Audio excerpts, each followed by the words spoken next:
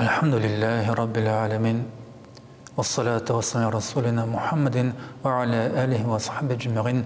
محترم جماعة، السلام عليكم ورحمة الله وبركاته. Бүгінгі дәрісте біз иншаллах именлік, тынышлық сұрап қылына тұрған дұғалар хақында мәғлумат берербіз.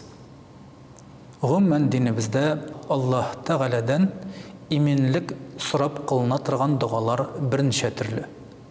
Шуларның бірсі: Аллахумма инни ас'алука al-afwa wal-afiyata fid-dunya wal-akhirah.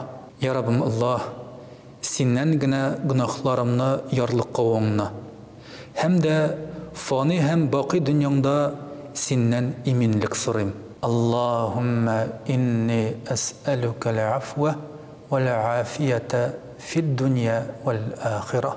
Шулай ук Аллах Тағаладан именлек сорап кылына торган икенче бер дуга: Аллахумма инни ас'алука al-afwa wal-afiyata في ديني ودنياي وأهلي ومالي. يا ربم الله, сеннән генә гөнаһларымны ярлыкка оңны сорыйм. Сеннән генә динемдә дә, дөньялыкта да, гаиләмдә дә, малымда да тынычлык урнаштыруыңны сорыйм. Аллахумма инни ас'алука al-afwa wal-afiyata fi dini ودنياي وأهلي ومالي. Мөхтәрәм җәмәгать, Аллаһ Тәгалә тормышларыбызга именлек, бәрәкәт бирсен. Вассаламу алейкум ва рахматуллахи ва баракатух.